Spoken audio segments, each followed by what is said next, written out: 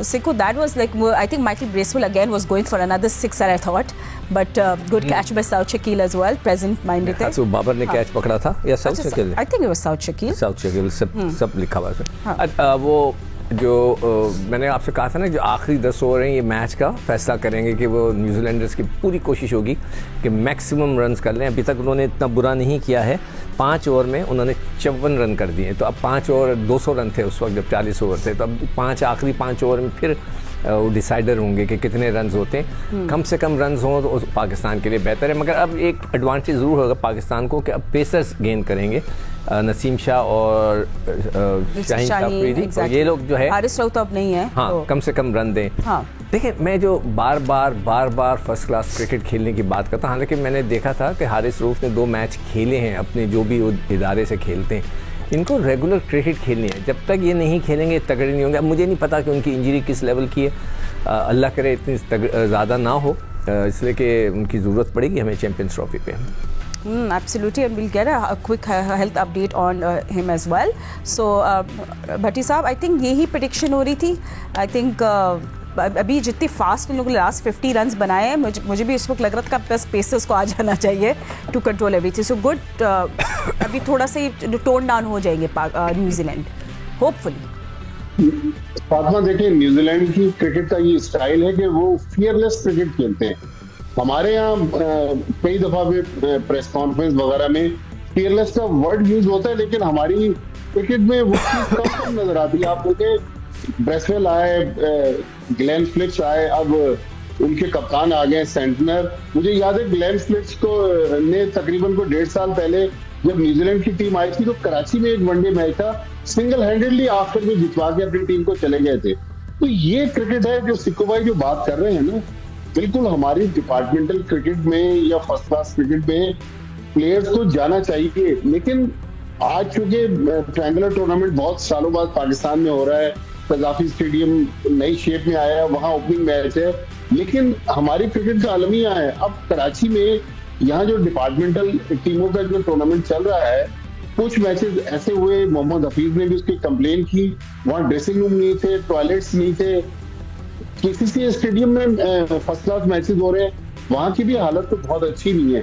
तो मेरे ख्याल में बड़े प्लेयर्स तभी क्रिकेट खेलेंगे जाकर फर्स्ट क्लास क्रिकेट, जब हम उनको अच्छे ग्राउंड पर ये सहूलतें प्रोवाइड करें। तो ये 2 वे ट्रैफिक है। और आप देखिए, जिस दिन चैंपियंस ट्रॉफी शुरू हो रही है उस दिन प्रेसिडेंट कप का भी ग्राउंड शुरू हो रहा है। तो हमें ये चीज भी देखनी चाहिए कि हमारी इतनी बड़ी जब ट्रॉफी शुरू होगी हमारे मुल्क में, तो हमारे लोग प्रेसिडेंट कप को किस तरह फॉलो करेंगे।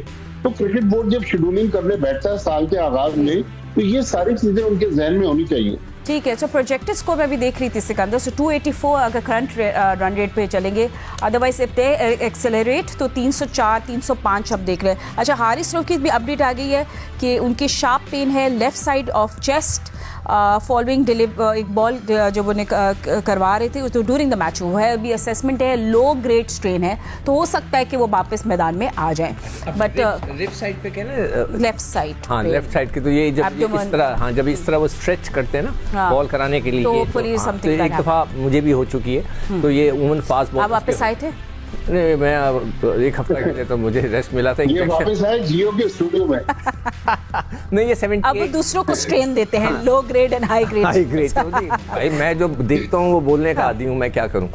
तो वो ये हो जाता है, फास्ट बॉलर के स्ट्रेच हो जाता है। मगर ये उनको जो है हमारे लिए बहुत इंपॉर्टेंट है, और अल्लाह करे वो जल्दी फिट हो जाए, इसलिए कि अभी चैंपियंस ट्रॉफी शुरू होने वाली। और अगर 19-20 है तो उनको भी आगे ना खिलाया जाए, उनको रेस्ट दे दिया जाए ताकि वो बेहतर हो जाए। सही है, ठीक है। सो सिक्कू, जो अभी हम प्रोजेक्टेड स्कोर की बात कर रहे थे, so you know I mean Pakistan has to come and bat as well, so you do want to make sure कि आप 300 के अंडर थोड़ा इनको control, but they already on 270, so you looking at probably 305 और 310।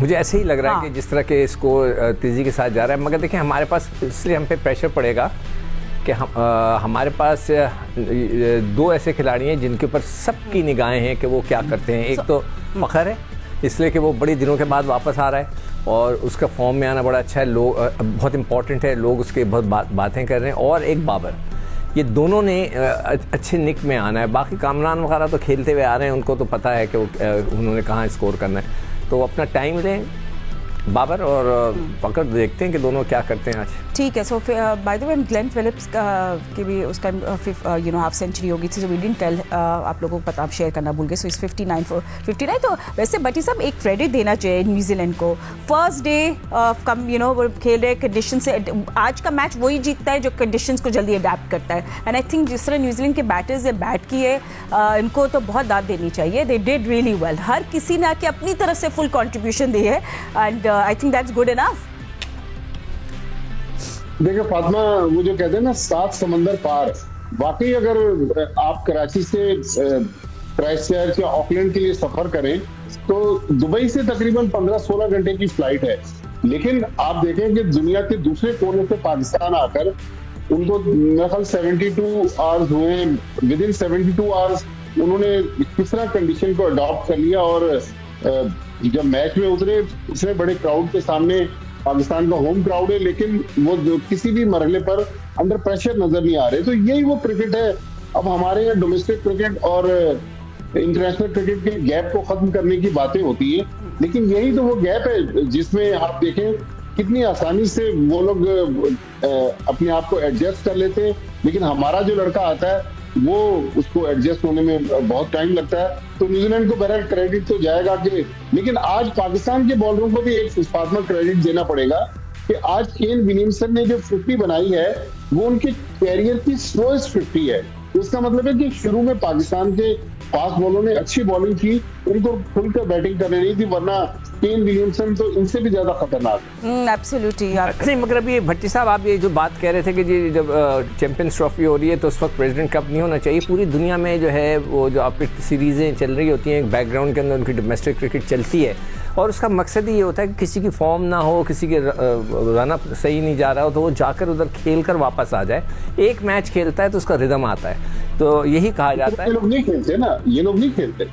हाँ, बस ये है। ठीक है, अब चले थोड़ा सा ऑफ टॉपिक हम लोग हो गए, बट सून एक ऐसी शो में हम जरूर बात करेंगे। बट एक चीज क्या हम अपने सिक्कू, I just want to show you another 6। नहीं, मैं चाह रहा था कि अगर हो सके तो हम उसको इमरान सोहेल को ऑनलाइन लें, तो पूछें कि क्राउड कितना आया, एक्सपेक्टेड है, फुल हुआ नहीं हुआ। बिल्कुल, हम लोग हम आपको वैसे ही बता रहे हैं मैच देख के, क्योंकि मैं साथ साथ आपके match, it's an electrifying crowd, it's amazing. And I think crowd ही जो है वो अब तो वो न्यूजीलैंड के बैटर्स पे सबसे ज्यादा चालियां छक्के खुश हो रहे हैं बाय द वे, सब छक्कों पे। So yes, it's an electrifying crowd. Sikku Gaddafi stadium इतना जबरदस्त लग रहा है, एंड ब्यूटीफुल लाइट्स। सर अभी लाइट्स ऑन हो गई है, अभी थोड़ी सी और रात प्रोग्रेस होगी और ज्यादा प्यारा लगेगा, जिस तरह हमने कल देखा ओपनिंग सेरेमनी में भी।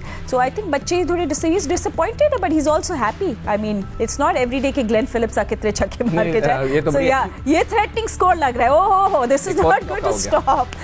तो Sikku, do you see the score changing now? मैंने कहा ना another 6। मैंने आपसे कहा भी था कि जो 10 ओवर हैं इसके अंदर डिसाइडर होंगे।